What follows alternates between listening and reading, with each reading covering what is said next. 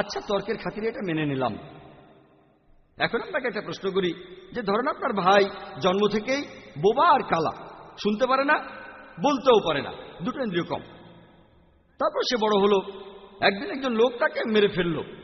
আপনি কি তখন জাজকে গিয়ে বলবেন, ও মি লর্ড, এই হত্যাকারীকে কম শাস্তি দেন কারণ আমার ভাইয়ের দুটো ইন্দ্রিয় কম ছিল? সত্যি বলতে আপনি তো বলবেন, উসনে তো মাসুমকে মারা হয়, সে একজন নিষ্পাপকে মেরেছে, তাকে অনেক বড় শাস্তি দেন। আপনারা যদি ভালো করে দেখেন যে ইসলাম ধর্মে জীবজগতের কথা বলা হয়েছে, আর তারা দুই প্রকার, প্রধানত প্রকারভেদটা দুই প্রকার। মানুষ জাতি সেটা এক প্রকার, মানুষ বাদে অন্যান্য জীব সেটা আরেক প্রকার। মানুষ জাতির কাউকে হত্যা করার কথা যদি বলা হয়, পবিত্র কোরআনে সূরা মাইদার 32 নম্বর আয়াতে উল্লেখ করা হয়েছে, যদি কোনো মানুষ, কোন লোক অন্য মানুষকে হত্যা করে, আর যদি সেটা নরহত্যা বা কোনো ধ্বংসাত্মক কাজের জন্য না হয়, তাহলে সে যেন পুরো মানুষ জাতিকেই হত্যা করল। আর যদি কেউ অন্য মানুষের জীবন বাঁচায়, তাহলে সে যেন পুরো মানুষ জাতিকেই বাঁচালো। যদি কেউ অন্য মানুষকে হত্যা করে, হোক মুসলিম বা অমুসলিম, যদি সেটা নরহত্যা বা ধ্বংসাত্মক কাজের অপরাধে না হয়, কোরআন বলছে সে পুরো মানুষ জাতিকেই হত্যা করল। যদি কোনো মানুষকে বাঁচান, তাহলে আপনি পুরো মানুষ জাতিকে বাঁচালেন। মানুষ বাদে অন্যান্য জীবজন্তুর কথা যদি বলতে হয়, মানুষ বিনা কারণে তাদের কোনো ক্ষতি করবে না, বিনা কারণে তাদের হত্যা করবে না, খেলার ছলে, মজা করে বা টার্গেট প্র্যাকটিসের জন্য। তবে সেটা যদি হয় নিরাপত্তার জন্য, জীবন বাঁচানোর জন্য, তাহলে বাধা দিতে পারেন, এমনকি মেরেও ফেলতে পারেন। অথবা যদি আপনি হালাল খাবার খেতে চান, তবে নিছক আনন্দের জন্য পশু পাখি হত্যা করা উচিত না। যদি এটা মেনেও নেই যে গাছপালা তারা নিচু জাতের জীব, মানুষের তুলনায় নিচু পর্যায়ের জীব, যদি আপনি একটা প্রাণীর জীবন কেড়ে নেন, গড়ে হিসেব করলে সেটা প্রায় 100 জন মানুষ খেতে পারবে। এই মানুষকে শাকসবজি খাওয়াতে চাইলে 100-এরও বেশি গাছপালা মারতে হবে। তাহলে কোনটা ভালো হবে? মাত্র একটা প্রাণীকে হত্যা করা ভালো হবে, নাকি 100টা গাছপালাকে হত্যা করা? এখানে কোনটা বড় পাপ? 100 জন বিকলাঙ্গ মানুষকে হত্যা করাটা কি বড় অপরাধ, নাকি একজন সুস্থ মানুষকে মারা? কোনটা বড় অপরাধ? আপনারা নিজেরাই ভেবে দেখেন। একটা ভেজিটেরিয়ান সোসাইটি আছে, যেটার নাম হলো world foundation on reverence for all life. Mister Jhaveri বেশিরভাগ উদ্ধৃতি দিয়েছেন এই বই থেকে। এটা ছাড়া এই বইগুলো থেকেও বেশিরভাগই, প্রায় সবগুলোই। এই ফাউন্ডেশনটার নাম হচ্ছে world foundation on reverence for all life. ব্র্যাকেটে লিখে দিতে পারতো শুধু গাছপালার জীবন বাদে। এখানে বলা হয়েছে সব সৃষ্টি আসলে একটা পরিবার, সবার জীবনই পবিত্র। এদের আদর্শটা কোন ধরনের আদর্শ? পরিবারের একটা সদস্যকে হত্যা করার অনুমতি দিচ্ছেন, কিন্তু অন্য সদস্যদের হত্যা করার অনুমতি দিচ্ছেন না। এটা অযৌক্তিক, অবৈজ্ঞানিক।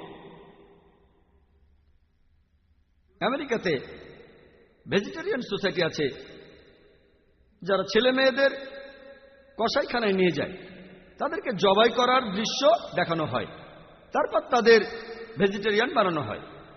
ব্যাপারটা অনেকটা এরকম যে ডাক্তার ছোট ছোট মেয়েদের সন্তান প্রসবের সময়কালীন যন্ত্রণা দেখালো, আর তারপর বলল, এজন্যই তোমরা কখনো বিয়ে করবে না আর সন্তান জন্ম দেবে না। এভাবে কাউকে প্রভাবিত করাটা একেবারে অনৈতিক, আনএথিক্যাল, অনৈতিক।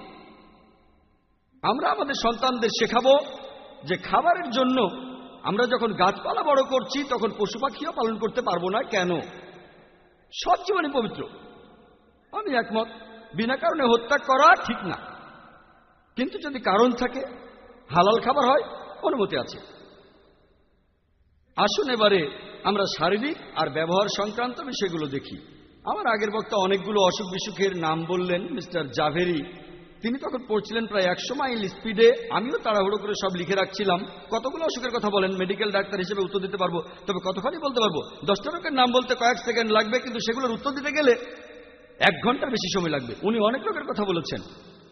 আমি শুধু আপনাদের বলবো, আসল বইগুলো পড়ুন, আসল বইগুলো, রিসার্চগুলো না, যেগুলো লিখেছেন বিভিন্ন আইডিওলজিক্যাল ভেজিটেরিয়ান, বেশিরভাগ উত্তরগুলোই পাবেন মেডিকেল বইগুলোতে। তৃণভোজী আর মাংসাশী প্রাণীদের শারীরিক গঠন সম্পর্কে উনি ঠিকই বলেছেন। যদি তৃণভোজী প্রাণীদের দাঁতগুলো দেখেন, গরু, ছাগল, ভেড়া, তাদের দাঁতগুলো সব সমান থাকে, তারা শুধু শাকসবজি খায়। যদি মাংসাশী প্রাণীদের দাঁতগুলো ভালো করে দেখেন, সিংহ, বাঘ, চিতাবাঘ, তাদের দাঁতগুলো সব সূচালো থাকে, তারা শুধুমাত্র মাংস খায়, ননভেজ খাবার খায় না, শুধু মাংস খায়। তাদেরকে ননভেজ বলা হয় না, বলা হয় কার্নিভোরাস বা মাংসাশী। এই হচ্ছে ননভেজ আর মাংসাশী প্রাণীদের পার্থক্য। ননভেজ মানে সে হলো বহুভোজী। কিন্তু যদি আমরা আমাদের দাঁতগুলো ভালো করে দেখি, আমাদের সমান দাঁত আছে, আবার সূচালো দাঁতও আছে। যদি আল্লাহ তাআলা এটা চাইতেন যে আমরা শুধু শাকসবজি খাবো, তাহলে আমাদেরকে এই সূচালো দাঁত কেন দিলেন, কি জন্য? আর তিনি বললেন এই দাঁত নাকি কুকুরের দাঁতের মতো না, এটা বানরের দাঁতের মতো। উনি হয়তো এই বৈজ্ঞানিক তথ্যটা জানেন না যে সূচালো অর্থাৎ ক্যানাইন, এটা এসেছে ল্যাটিন শব্দ ক্যানিস থেকে, ল্যাটিন শব্দ যার অর্থ কুকুরের মতো। আর ক্যানাইন মানে ক্যানিডা প্রজাতির পশুদের মতো, যেমন নেকড়ে, কুকুর ইত্যাদি। বিজ্ঞানীরা নাম দিয়েছেন ক্যানাইন, অর্থ কুকুরের দাঁতের মতো। আর মিস্টার জাভেরি বললেন এটা কুকুরের দাঁতের মতো না, এটা নাকি বানর বা শিম্পাঞ্জির দাঁতের মতো, বানরের মতো। আমি ওনার কথা মেনে নিয়েই আমার বক্তব্যকে প্রমাণিত করব, আর ওনার বক্তব্য ভুল প্রমাণ করব। যদি আমি মেনেও নেই যে এই দাঁতগুলো আসলে বানরের দাঁতের মতো, আপনারা কি জানেন বানরও ননভেজ খায়, বানররা উকুন খায়?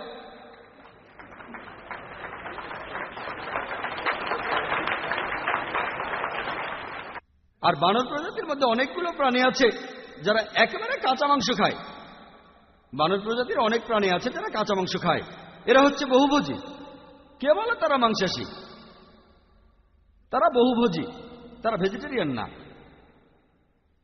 এদের মধ্যে অনেকে আবার নিজেদের মাংস খেয়ে ফেলে, নিজ গোত্রের কেউ মারা গেলে তার মাংস খায়। এরপরে দেখেন আমাদের পরিপাকতন্ত্র, মানুষের ক্ষেত্রে দেখবেন আমরা দুটোই হজম করতে পারি, ভেজ ননভেজ দুটোই। যদি আল্লাহ চাইতেন যে আমরা শুধু ভেজ খাবারই খাবো, তাহলে এমন পরিপাকতন্ত্র কেন দিলেন যেটা দুটোই হজম করতে পারে, ভেজ ননভেজ দুটোই? মিস্টার জাভেরি বললেন যে আমরা কাঁচা মাংস খেতে পারি না। আচ্ছা, মেনে নিলাম বেশিরভাগ মানুষ কাঁচা মাংস খেতে পারে না। একইভাবে বেশিরভাগ মানুষই শাকসবজি কাঁচা খেতে পারে না। সব শাকসবজি কাঁচা, যেমন কাঁচা ময়দা, চাল, এগুলো খেতে পারবেন? কাঁচা ডাল, কাঁচা শাক খেতে পারবেন? এগুলো হজম হবে না। তখন আপনারা বলবেন না না, এগুলো রান্না করতে হবে। আমি একজন ডাক্তার হিসেবে জানি যে কাঁচা ময়দা বা কাঁচা চাল বা কাঁচা শাক যদি খান আপনাদের সমস্যা হবে, এগুলো হজম হবে না, তাই রান্না করে খেতে হবে। মাংসের ক্ষেত্রে একই কথা। আমরা ননভেজ যারা, এগুলো রান্না করে খাই যাতে হজম করতে পারি। কিন্তু তারপরেও কিছু মানুষ আছে যারা কাঁচা মাংস খেতে পারে। মিস্টার জাভেরি তখন বললেন এস্কিমোদের কথা। তিনি হয়তো এই শব্দটার অর্থ জানেন না। এই এস্কিমো শব্দটার অর্থ যদি জানতেন, এটার অর্থ যে মানুষ কাঁচা মাংস খায়। তাহলে এমন কিছু মানুষ আছে যারা কাঁচা মাংসও খায়, অভ্যাস হয়ে গেছে। যদি আপনিও বাধ্য হন যে ময়দা, চাল কাঁচা খাবেন, আপনারও অভ্যাস হয়ে যেতে পারে। তবে বেশিরভাগ মানুষ কিছু কিছু শাকসবজি হজম করতে পারে না। তার মানে এই না যে আপনি ভাত খাবেন না, আপনি রুটি খাবেন না, আপনি ডাঁটা শাক, পুঁই শাক খাবেন না। তৃণভোজী প্রাণীদের শরীরে একটা এনজাইম আছে যার নাম সেলুলোজ এনজাইম। আর সব ধরনের শাকসবজির মধ্যেই সেলুলোজ আছে। তৃণভোজীদের শরীরের এই সেলুলোজ এনজাইমের কারণে তারা এই শাকসবজি হজম করতে পারে। আমরা মানুষরা, আমাদের শরীরে সেলুলোজ এনজাইম নেই, সেজন্য আমরা যে শাকসবজি খাই সেখানকার সেলুলোজ অংশটা, সেটা আমাদের হজম হয় না।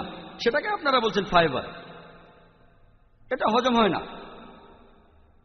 এর বদলে দেখবেন অন্য বেশ কিছু এনজাইম আছে, যেমন লাইপেজ, ট্রিপসেস, টিমোট্রিপসেস। আমাদের এইসব এনজাইম দিয়ে আমরা ননভেজ হজম করতে পারি। যদি আল্লাহ চাইতেন যে আমরা মাংস জাতীয় খাবার খেতে পারবো না, তাহলে এই এনজাইমগুলো দিলেন কেন? এরপর আদিম মানুষ, মিস্টার জাভেরি বলেছেন, প্রধান অতিথিও বলেছেন, প্রত্নতাত্ত্বিক বিভিন্ন আবিষ্কার থেকে আমরা নিশ্চিতভাবেই বলতে পারি হোমো স্যাপিয়েন্স, এস্কিমো, অস্ট্রেলিয়ার অ্যাবরিজিন, এরা সবাই হচ্ছে ননভেজ। তাহলে এখন বদলাবেন কেন? তাদের দাঁত আমাদের মতো, একই রকম পরিপাকতন্ত্র, মিস্টার জাভেরি এরকম আরো কিছু তুলনা দিয়েছেন যেটা প্রমাণ করে আমরা শাকসবজি খেতে পারবো। আমিও একমত। কথা কখন বললাম যে আমি শাকসবজি খেতে পারবো না? ননভেজ হলো সেই লোক যে প্রাণীজাত বিভিন্ন খাবার খায় আর পাশাপাশি শাকসবজিও খেয়ে থাকে। ননভেজ মানে বহুভোজী। উনি বললেন যে মাংসাশী প্রাণীর লিভার আর কিডনি আকারে বড়, আর মানুষের কিডনি লিভার তৃণভোজীদের মতোই ছোট হয়। মাংসাশী প্রাণীরা তো কাঁচা মাংস খায়। এই খাবারের বর্জ্য পদার্থ বের করতে বড় লিভার আর কিডনির প্রয়োজন হয়। আমরা তো রান্না করে খাই, সেজন্য আল্লাহ আমাদের লিভার আর কিডনির আকার ছোট করেছেন যাতে দুটোই আমরা হজম করতে পারি। ননভেজ আর ভেজ দুটোই রান্না করে খেতে পারি। ওনার অন্যান্য কথার বিরুদ্ধেও এটা খাটে, যেমন HCl। এটা অনেক অ্যাসিডিক, আমাদের প্রয়োজন নেই। যখন প্রয়োজন নেই তখন আল্লাহ কেন সেটা আমাদের দেবেন? মুখের লালার ক্ষেত্রে আর ব্লাড pH এর ক্ষেত্রেও কথা খাটে। লিপোপ্রোটিনের ক্ষেত্রে একই কথা। এখানে উত্তরটা হলো যেহেতু তারা কাঁচা মাংস খায়, এটা তাদের প্রয়োজন, আমাদের প্রয়োজন নেই। তাহলে আল্লাহ কেন দেবেন? হ্যাঁ, আমরা কিছু শাকসবজি কাঁচা খাই আর মাংস রান্না করে খাই। উনি বললেন মাংসাশী প্রাণীরা পানি চেটে খায় আর তৃণভোজী প্রাণীরা চুমুক দিয়ে খায়। আমরা মানুষরা আমরা দুটোই করি। যখন পানি খাই গ্লাসে পানি নিয়ে চুমুক দেই। যখন আমরা আইসক্রিম খাই তখন কি করি? চেটে খাই। আমরা চুমুক দেই আবার চাটি। ব্যাপারটা নির্ভর করে আমরা কোন খাবারটা খাচ্ছি সেটার উপরে। আমরা চাও চেটে খেতে পারি না তা নয়, কিন্তু সময় নষ্ট করবো কেন? এভাবে তো সময় বেশি লাগবে। একইভাবে অন্য পয়েন্টগুলো নিয়েও বলতে পারি আমি। আমাদের দাঁতগুলো কাছাকাছি থাকে, এর কারণ আমরা শাকসবজিও খাই। যদি আল্লাহ চাইতেন যে আমরা শাকসবজি খাবো না, তাহলে আমাদের দাঁতগুলো দূরে দূরে থাকতো। তিনি দুটোই খেতে বলেছেন, ভেজ আর নন ভেজ খাবার দুটোই। পবিত্র কোরআনে এমন অনেক আয়াত আছে যেখানে অনেক ফলের কথা বলা হয়েছে, ডালিমের কথা বলা হয়েছে, শাকসবজি খেজুরের কথা বলা হয়েছে ইত্যাদি। এগুলো আমরা খাবো। অনেক ভেজিটেরিয়ানই বলেন যে গাছপালা ডাল কেটে ফেললে সেটা আবার গজায়, সেজন্য আমরা গাছপালা মেরে ফেলি না। এমন অনেক কিছু গাছ আছে, সব গাছ এরকম না। কিছু গাছ আছে ডাল কেটে ফেললে আবার ডাল গজায়। এটাই যদি যুক্তি হয়ে থাকে যে ডাল কেটে ফেললে সেটা আবার গজায়। আপনারা জানেন গিরগিটির লেজ কেটে ফেললে সেটা আবার গজায়। আপনারা কি গিরগিটির লেজ খাবেন? এটা অনেকেই খায়। অস্ট্রেলিয়ায় দেখবেন সেখানকার অ্যাবরিজিনরা খাওয়ার জন্য গিরগিটি পালন করে। আপনারা কি গিরগিটির লেজ খাবেন? এর উত্তর হবে না। আমি এখন কি করছি জানেন? একজন উকিলের মতো কাজ করছি। এসব কথা বলতে আমার আসলে লজ্জা লাগছে, তবে আমাকে বলতেই হবে, কারণ এটা একটা বিতর্ক। আমি এখানে এসেছি যাতে বন্ধুত্বপূর্ণভাবে আমরা একে অন্যকে ভালোভাবে বুঝাতে পারি। তবে যুক্তি আর বিজ্ঞান দিয়ে বলার পাশাপাশি আমাকে একজন উকিলের মতো কথা বলতে হচ্ছে, কারণ মিস্টার জাভেরি যেসব যুক্তি দেখিয়েছেন, যে সম্পর্কে কিছু জানে সেও এটা বলতে পারবে, কিন্তু সাধারণ মানুষ এ ব্যাপারে খুব কম জানে, অনেকে তো জানেই না। সেজন্য এই যুক্তিগুলো অনেক মানুষই মেনে নেবে, অনেকেই মেনে নেবে। তার বলা যুক্তিগুলো সব এই বইগুলোতেই আছে, যেমন মিট ইটিং 100 ফ্যাক্টস লিখেছেন নেমিচাঁদ, প্রকাশ করেছেন জৈন অর্গানাইজেশন আর ইন্ডিয়ান ভেজিটেরিয়ান কংগ্রেস। এখানে এই বইগুলো আমাকে দিয়েছেন mister Jhaveri. 100 facts about egg, vegetarian or non vegetarian. এখানে যে যুক্তিগুলো দেওয়া হয়েছে তার সবগুলোই ভুল প্রমাণ করা যায়। এমন কিছু রোগ আছে যেগুলো মাংস খেলে হয়, সেগুলো প্রতিরোধ করা যায়। আসুন এবারে দেখি ব্যবহার সম্পর্কিত দিকগুলো। উনি এখানে যুক্তি দেখালেন আমরা যে খাবার খাই সেটা আমাদের ব্যবহারকে প্রভাবিত করে। আমিও কিছুটা মেনে নিলাম, যে খাবার খাই সেটা আমাদের ব্যবহারকে প্রভাবিত করে। আর সেজন্যই মুসলিমরা আমরা তৃণভোজী প্রাণীদের মাংস খাই, যেমন ছাগল, ভেড়া, যারা খুব শান্ত আর শান্তিকামী। আমরাও শান্ত আর শান্তিকামী। আমরা মাংসাশী প্রাণীদের মাংস খাই না, যেমন বাঘ, সিংহ, কুকুর, শূকর ইত্যাদি। আর নবীজি পরিষ্কার করে বলেছেন এইসব প্রাণীর মাংস হারাম। আমরা খুব শান্তিকামী মানুষ, সেজন্য সেসব পশুর মাংস খাই যারা শান্তিকামী। এবারে পাল্টা যুক্তি দিয়ে বলি, আপনারা শাকসবজি খান আর শাকসবজির মতো ব্যবহার করেন, অর্থাৎ ইন্দ্রিয়গুলোকে দমন করে রাখেন। নিচু জাতের প্রাণী। বৈজ্ঞানিকভাবে কথাটা ভুল। আমি এখন উকিলের মতো কথা বলছি, এভাবে বলতে আমার বেশ লজ্জা লাগছে একজন ডাক্তার হিসেবে। এটা সত্যি না যে শাকসবজি খেলে শাকসবজির মতো ব্যবহার করবেন, তবে আমি এখানে ওনার মতো করে যুক্তি দেখাচ্ছি। আপনারা শাকসবজি খান, শাকসবজির মতো ব্যবহার করেন, দুর্বল, চুপচাপ, নড়াচড়া করতে পারেন না। আমি দুঃখিত, আমি ক্ষমা চাচ্ছি। আমি আসলে এভাবে কথা বলছি ওনার কথার উত্তরে। কোনো ভেজিটেরিয়ান মনে কষ্ট পেলে আমি ক্ষমা চেয়ে নিচ্ছি। কথাটা বৈজ্ঞানিকভাবে সত্যি না। আমি ওনার কথার উত্তরে শুধু এভাবে বললাম। এরপরে উনি অনেক বিখ্যাত মানুষদের নাম বললেন, যেমন মহাত্মা গান্ধী। আমি মহাত্মা গান্ধীকে শ্রদ্ধা করি, কারণ তিনি কিছু ভালো কাজ করেছেন ইন্ডিয়ার জন্য, মানুষের জন্য। কিন্তু যদি বলেন যে মহাত্মা গান্ধী তিনি ভেজিটেবলস খেতেন বলে শান্তিকামী ছিলেন, তাহলে আপনারা শান্তিতে নোবেল পুরস্কার বিজয়ীদের তালিকাটা ভালো করে দেখেন। প্রায় সবাই, তাদের বেশিরভাগই হলেন non vegetarian. Menachem Begin non veg, Yasser Arafat non veg, Anwar Sadat non veg, Mother Teresa non veg. Mother Teresa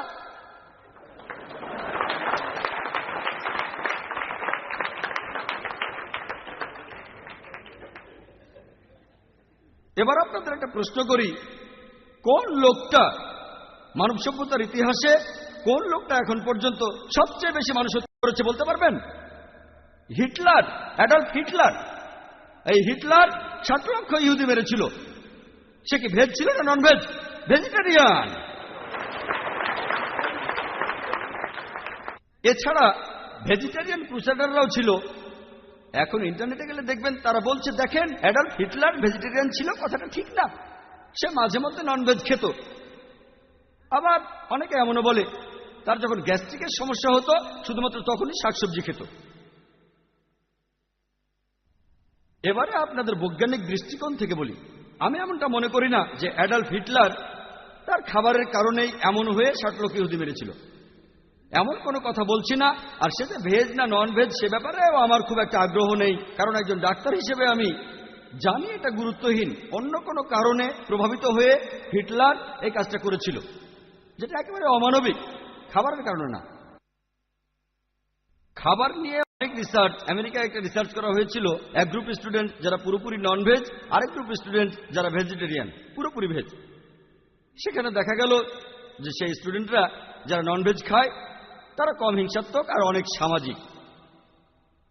তবে এটা একটা রিসার্চ, এটা প্রমাণিত সত্য না। এই উদাহরণটা দিয়ে আমি কখনোই বলবো না যে নন ভেজ খাবার যারা খায় তারা শান্তিপ্রিয় হবেন না। আমি একজন ডাক্তার, একজন মেডিকেল ডাক্তার। এছাড়া এই বিতর্কে একজন উকিলের কাজও করছি আমি। এগুলো রিসার্চ, তবে এই রিসার্চগুলো বৈজ্ঞানিক সত্য না। মিস্টার রাশমি ভাই জাভেরি যা বলেছেন তার বেশিরভাগ কথাই বিভিন্ন রিসার্চের উপর, বৈজ্ঞানিক সত্য নয়। এমন কোন মেডিকেল পাঠ্য বই পাবেন না যেটা বলছে যে নন ভেজ খাবার নিষিদ্ধ করে দেওয়া উচিত, একটাও পাবেন না। এগুলো সবই রিসার্চ। আমি যেমনটা বললাম সেরকমই কিছু রিসার্চ। উনি বললেন যে ভেজ খাবার খেলে আপনি বেশি বুদ্ধিমান হবেন।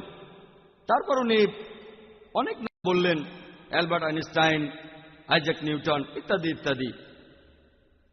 যদি আপনি শান্তিতে যারা নোবেল জিতেছে তাদের দেখেন বেশিরভাগই নন ভেজ, বেশিরভাগ। বর্তমানে অ্যানিম্যাল বিহেভিয়ারাল সায়েন্টিস্ট তারা বলেন যে মাংসাশী প্রাণীরা তৃণভোজীদের তুলনায় অনেক বেশি বুদ্ধিমান, কারণ তাদের শিকার ধরতে হয়। যদি সে বুদ্ধিমান না হয় শিকার ধরবে কেমন করে? তবে আমি এখানে এমন কথা বলবো না যে ননভেজ খাবার খেলে আপনি অনেক বেশি বুদ্ধিমান হবেন, কারণ এই ব্যাপারগুলোর সাথে মানুষ জাতির কোনো সম্পর্ক নেই। মানুষকে তার খাবার অবশ্যই প্রভাবিত করে, তবে এই যুক্তিটা অপ্রাসঙ্গিক, এখানে এটা অপ্রাসঙ্গিক। উনি আরো অনেক যুক্তি দেখালেন, সেগুলো এখানে গুরুত্বহীন। অনেকেই এমন কথা বলে থাকেন যে ননভেজ খাবার খেলে শক্তি বাড়বে, কথাটা ভুল। এই কথাটা মেডিকেলের অনেক পাঠ্য বইতেই লেখা আছে যে ননভেজ খাবার স্বাস্থ্যের জন্য ভালো, কিছু রোগও হতে পারে, সেগুলো প্রতিরোধ করা যায়। প্রোটিনের ব্যাপারটা নিয়ে পরে বলছি। ওনারা এটার বিরুদ্ধে বলতে গিয়ে তখন উদাহরণ দিচ্ছেন একজন যদুনাথ সিং নায়েকের। আপনারা কেউ এই নামটা শুনেছেন? যদুনাথ সিং নায়েক একবার আর্মিতে, এই বইটাতে আছে vegetarian or non vegetarian choose your self, লিখেছেন গোপীনাথ আগারওয়াল। যদুনাথ নায়েক একজন ভেজিটেরিয়ান হয়েও কুস্তিতে হারিয়েছেন দুজন ননভেজকে। সেজন্য ভেজ খাবার খেলে আপনার শক্তি বাড়বে। এখানে উত্তর দিতেও আমার লজ্জা লাগছে, আসলেই লজ্জা লাগছে। এটা সবাই জানে যে ওয়ার্ল্ড রেসলিং এর টাইটেল হোল্ডাররা, তাদের মধ্যেও কিছু ভেজিটেরিয়ান আছেন, কিন্তু আপনি যদি সবাইকে দেখেন তাদের প্রায় সবাই টাইটেল হোল্ডাররা কুস্তিগির, তারা ননভেজ। বডি বিল্ডিং এর জন্য যাকে পৃথিবীর সবাই চেনে সে কে? Arnold Schwarzenegger. 13 বার সে ওয়ার্ল্ড টাইটেল পেয়েছে, 7 বার মিস্টার অলিম্পিয়া, 5 বার ইউনিভার্স আর 1 বার মিস্টার ওয়ার্ল্ড। সে কি ননভেজ না veg? Non veg. Boxer Muhammad Ali ক্যাসেনকে ননভেজ, মাইক টাইসন তিনিও ননভেজ। ননভেজ খাবার খেলে আপনার শক্তি বাড়বে, এটা বৈজ্ঞানিক সত্য। আর এ কারণেই আপনারা দেখবেন কোন লোক যখন সুস্থ হতে থাকে ডাক্তার তাকে বলে ননভেজ খাবার খেতে। ননভেজ খেতেই হবে এমন না, তবে খেলে ভালো ইত্যাদি, এসব নিয়ে পরে বলবো। এই বইতে একটা উদাহরণ আছে একজন কুস্তিগিরের, প্রফেসর রামমূর্তি। আমি আগে নামটাও শুনিনি। এই লোকটাকে বিশ্ববিখ্যাত কুস্তিগির। আপনারা কি কেউ এই কুস্তিগিরের নাম শুনেছেন? প্রফেসর রামমূর্তি? কেউ শুনেননি। বিশ্ববিখ্যাত। এই খবর আপনারা কোত্থেকে পান? বিশ্ববিখ্যাত। তারপর আরো লেখা আছে যে পরমজিৎ সিং লন্ডনে একজন ভেজিটেরিয়ান, 2000 বার স্কিপিং করতে পারেন, সেজন্য ভেজিটেরিয়ান হলে আপনি অ্যাথলেট হতে পারবেন।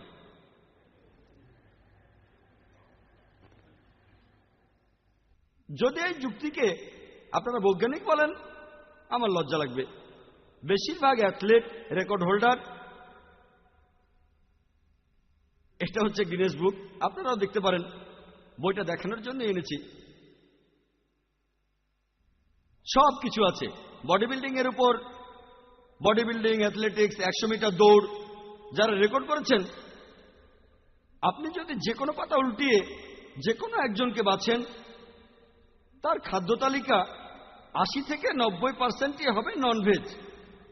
তবে এটা পাগলামি হয়ে যাবে যদি আমি বলি যে তারা এসব করতে পেরেছে শুধুমাত্র খাবারের জন্য।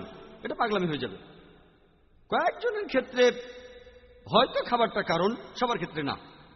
এরপর উনি বললেন যে মাংসাশী প্রাণীদের ঘ্রাণ আর দৃষ্টিশক্তি খুবই প্রখর, রাতেও তারা দেখতে পায়।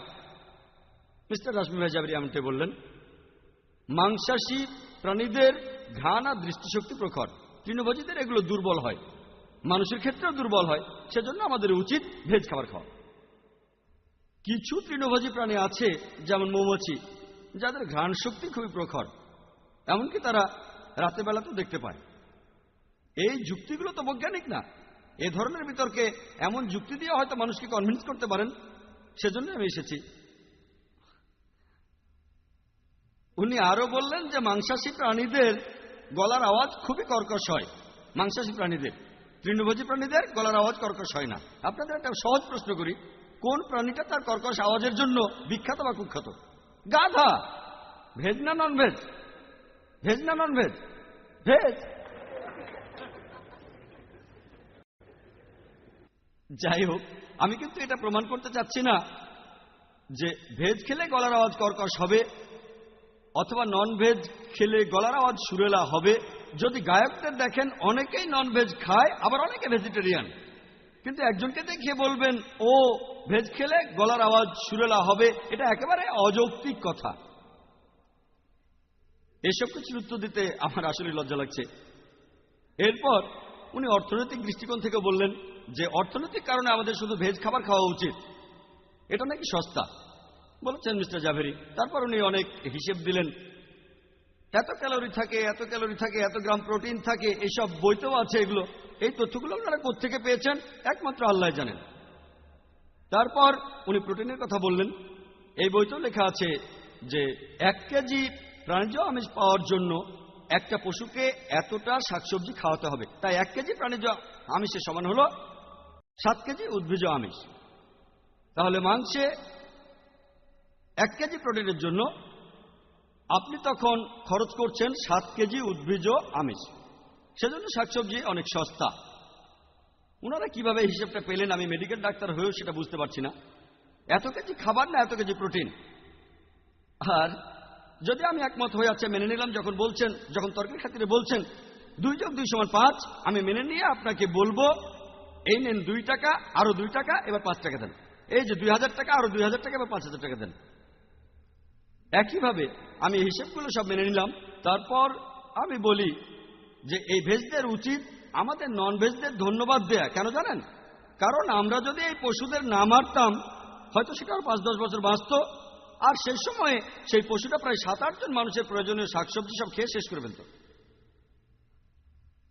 আমাদের ধন্যবাদ দেবেন, কারণ আমরা এই পশুদের খেয়ে আপনাদের শাকসবজি বাঁচিয়ে দিয়েছি। এরপর উনি আরো কিছু হিসেব করে দেখালেন, কোত্থেকে পেয়েছেন আমি জানি না।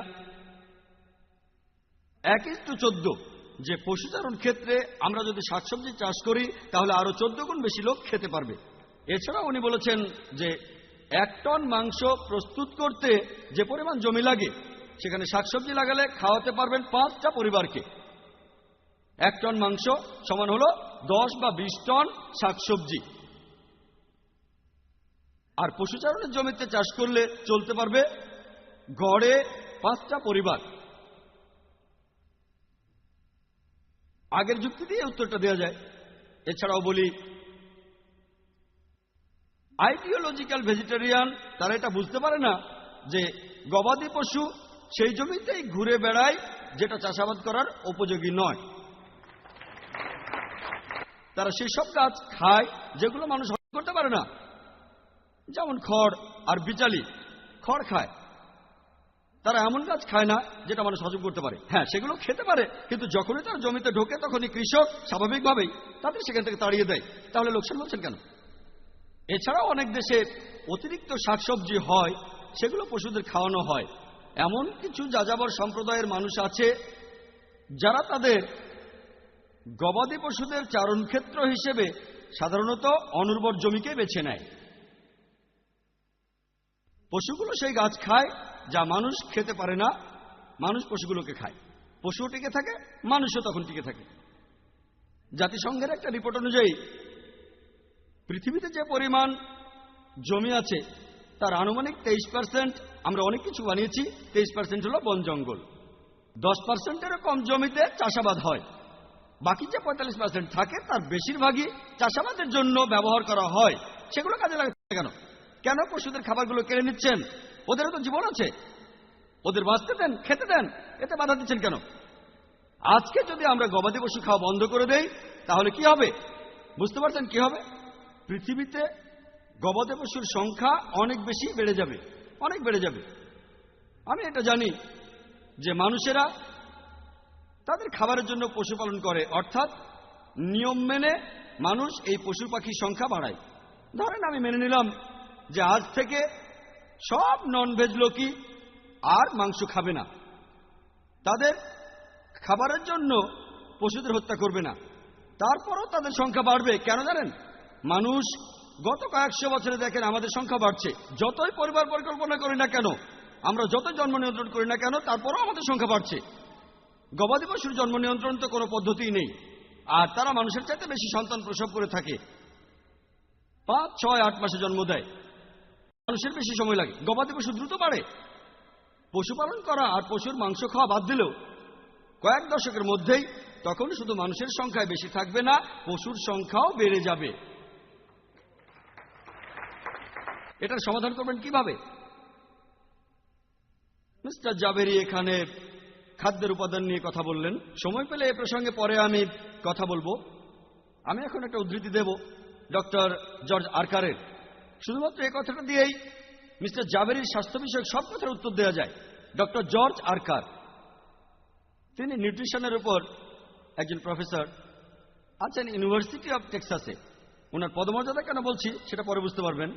এই লোকগুলোই খাবারের জালিয়াতিগুলো ধরেন, খাবারের বিভিন্ন জালিয়াতিগুলো এরাই ধরে থাকেন। তিনি বলেছেন খাদ্য আর বিভিন্ন রোগের উপর বই লিখেছেন এমন লেখকদের প্রায় সবাই তারা এমন কিছু কথা লেখেন যেগুলো অপরীক্ষিত, দুর্বলভাবে পরীক্ষিত, অপ্রমাণিত, অস্বাভাবিক বা ভুল প্রমাণিত। কথাটা আবার বলছি, ডক্টর জর্জ আরকার বলেছেন খাদ্য আর বিভিন্ন রোগের উপর বই লিখেছেন এমন লেখকদের প্রায় সবাই তারা এমন কিছু কথা লেখেন যেগুলো দুর্বলভাবে পরীক্ষিত, অপ্রমাণিত, অস্বাভাবিক বা ভুল প্রমাণিত। হাতে সময় কম, আমি আরেকটা উদ্ধৃতি দেব যেটা বলেছে American council on science and health. বিশেষজ্ঞদের কথারই উদ্ধৃতি দেব। এই রিসার্চের মতামতগুলো এগুলো বৈজ্ঞানিক সত্য না। এই রিসার্চের ফলাফল যে অমুক কারণে অমুক রোগ হয় এ কথাটা সত্যি, তবে রোগ প্রতিরোধ করা যায়। এখানে যেসব কথা বলা হয়েছে সেগুলো মাত্র একজন লোকের রিসার্চের ফলাফল। আপনি পিএইচডি করলে আপনিও এমন রিসার্চ করবেন, সেগুলোও ছাপা হবে, তবে এখানে গুরুত্ব নেই। American council of science and health বলছে একজন মানুষকে স্বাস্থ্যকর খাবারের জন্য মাংসজাতীয় খাবার বাদ দিয়ে শাকসবজি খাওয়ার প্রয়োজন নেই। আজকের টপিক এটা না যে ভেজ আর ননভেজ কোন খাবারটা স্বাস্থ্যকর। টপিক হচ্ছে ননভেজ মানুষের জন্য অনুমোদিত না নিষিদ্ধ। আমি এবারে মিস্টার জাভেরির কাছে পয়েন্ট দিয়ে কিছু কথা বলছি যাতে তিনি সহজে উত্তর দিতে পারেন। 1 নম্বর পয়েন্ট, পৃথিবীতে এমন একটাও প্রধান ধর্ম পাবেন না যেটা মানুষকে ননভেজ খাবার খেতে পুরোপুরি নিষেধ করেছে। 2 নম্বর পয়েন্ট, ভৌগোলিক অবস্থান। যেমন উত্তর মেরু, এস্কিমোরা এতদিন কিভাবে খাবার জোগাড় করেছে, শাকসবজি পৌঁছাতে পারলেও তার দাম হবে অনেক বেশি। 3 নম্বর পয়েন্ট, যদি সব জীবনই পবিত্র হয় তাহলে আপনার গাছ হত্যা করেন কেন? তাদেরও তো জীবন আছে। 4 নম্বর পয়েন্ট, গাছপালা ব্যথা অনুভব করে। 5 নম্বর পয়েন্ট, যদিও মেনে নিচ্ছি গাছের 2টো ইন্দ্রিয় কম, তবে 2টো ইন্দ্রিয় কম আছে বলে তাকে হত্যা করা যাবে এটা অযৌক্তিক। এরপর 6 নম্বর পয়েন্ট, 100 জন মানুষকে খাওয়াতে গিয়ে একটা পশুর জীবন নেওয়াটাই ভালো, এজন্য 100টা গাছের জীবন কেড়ে নেওয়া সেটা ভালো না। 7 নম্বর পয়েন্ট, ওনার প্রত্যেকটা যুক্তিকেই খণ্ডন করা যায়। প্রসব বেদনা, কিডনি, HCl, মুখের লালা, রক্তে pH